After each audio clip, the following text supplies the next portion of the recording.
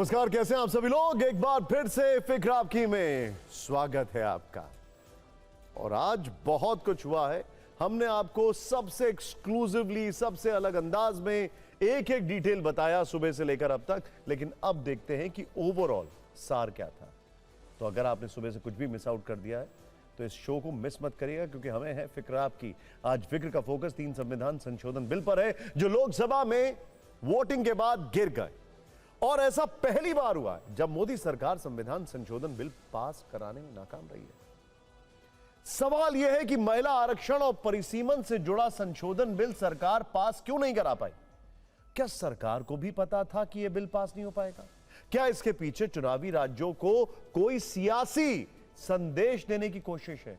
वैसे आज लोकसभा में नेता विपक्ष राहुल गांधी ने 16 नंबर का जिक्र करके सबको चौंका दिया है। उन्होंने कहा है कि उनके पास 16 नंबर से जुड़ा एक रहस्य है जिसके बारे में वो सदन में नहीं बताएंगे। राहुल गांधी की इस पहेली पर राजनीतिक विमर्श जारी है। और इसकी जरूरत क्या थी, यह हर कोई पूछ रहा है। संसद में एक टकराव डिप्टी स्पीकर के खाली पद को लेकर भी देखने को मिला है। आज ही जब हरिवंश तीसरी बार राज्यसभा के उपसभापति चुने गए तो कांग्रेस अध्यक्ष ने यह मुद्दा उठाते हुए सरकार पर कटाक्ष किया। पॉलिटिकल फिक्र के अलावा ग्लोबल फिक्र होर्मुज़ की, जिसे ईरान ने कमर्शियल जहाजों के लिए थोड़ी देर पहले खोल दिया है। ईरान ने दुनिया को राहत पहुंचाने वाला यह बड़ा फैसला क्यों लिया? इसका लेबनान कनेक्शन भी है। लेकिन पहले राजनीतिक फाइल पर फोकस करेंगे। देखिए, आज भी फिक्र की शुरुआत सबसे बड़ी राजनीतिक खबर से ही करते हैं।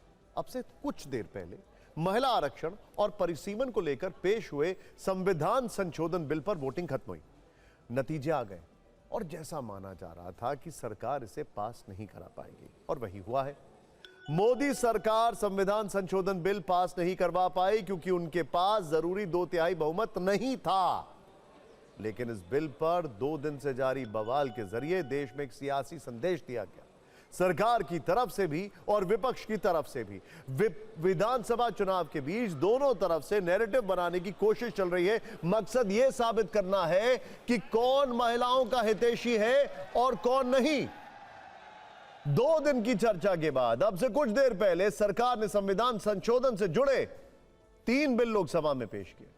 इसके समर्थन में 298 वोट पड़े, जबकि विरोध में 230। कुल 528 सांसदों ने वोट डाले। 2/3 के हिसाब से बिल पास कराने के लिए 352 वोट जरूरी थे। यानी सरकार 54 वोट से चूक गई और बिल पास नहीं हो पाया। मतलब नंबर गेम में सरकार कामयाब नहीं रही। नंबर में पिछड़ने के संकेत कल से ही दिए जा रहे थे। प्रधानमंत्री ने भी अपने भाषण में इशारा दिया तो था ही। आज गृहमंत्री अमित शाह के भाषण में भी ये मैसेजिंग थी। वहीं नेता प्रतिपक्ष राहुल गांधी ने पहले ही साफ कर दिया था कि वो किसी कीमत पर यह बिल पास नहीं होने देंगे, चाहे सरकार हो या विपक्ष। लोकसभा में इस बिल पर दोनों तरफ से जबरदस्त लड़ाई चली और बहस हुई, और दोनों तरफ से एकजुटता का मैसेज भी दिया गया। यानी व्यस्त चुनावी कार्यक्रम के बावजूद संविधान संशोधन बिल पर सरकार भी एकजुट और दूसरी तरफ विपक्ष भी। बिल पर वोटिंग के वक्त प्रधानमंत्री नरेंद्र मोदी भी मौजूद थे और नेता प्रतिपक्ष राहुल गांधी भी। वोटिंग के बाद स्पीकर ने बिल पारित नहीं होने की घोषणा की, जिसके बाद किरण रिजिजू ने विपक्ष पर तीखे तीर चलाए। सभा की कुल सदस्य संख्या के बहुमत द्वारा तथा सभा के उपस्थित और मत देने वाले सदस्यों के कम से कम 2/3 बहुमत द्वारा पारित नहीं हुआ। अब इस संविधान संशोधन पर विधेयक पर आगे की कार्रवाई करना संभव नहीं है। जो नतीजा आया है, ये इतना ऐतिहासिक और महत्वपूर्ण बिल पर देश का महिलाओं को अब सम्मान अधिकार देने का जो बिल है, उसको विपक्ष ने साथ नहीं दिया। बहुत खेद की बात है। और इस ऐतिहासिक पल को आप अपना एक मौका था, आपने गंवाया है। महिलाओं को जो सम्मान देने का, अधिकार देने का हमारा अभियान जारी रहेगा और हम अधिकार दे के ही रहेंगे आगे। इंस्टीट्यूशन पर अटैक था और संविधान पर आक्रमण था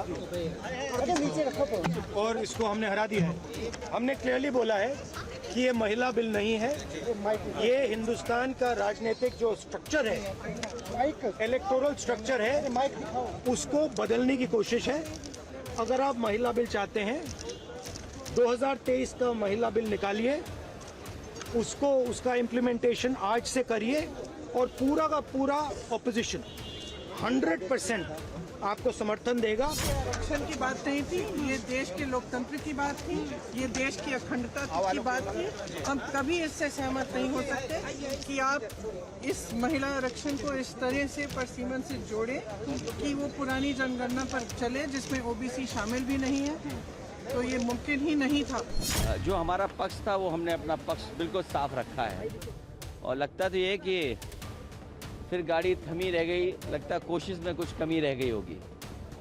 और हम महिला आरक्षण के पक्ष में हैं। महिलाओं को आरक्षण मिले, उनको सुरक्षा मिले, उनका सम्मान बढ़े, उनको स्थान मिले और लोकतंत्र में जो उनको स्थान मिलना चाहिए उसके पक्ष में।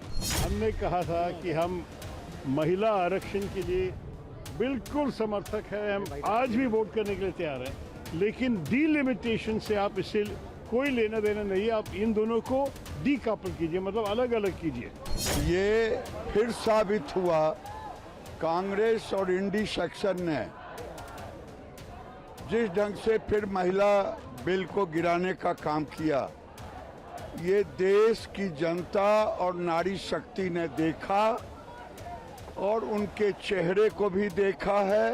आने वाले दिनों में पाई पाई की कीमत इन लोगों को चुकाना पड़ेगा। अपने मोह में ये अपनी कुर्सी छोड़ना नहीं चाहते और क्योंकि इनका जनाधार अब खिसकता जा रहा है, क्योंकि जानते हैं कि जाने वाली सरकार है ये, तो ये महिलाओं का नाम लेके अपने आप को बचाने की कोशिश कर रहे हैं।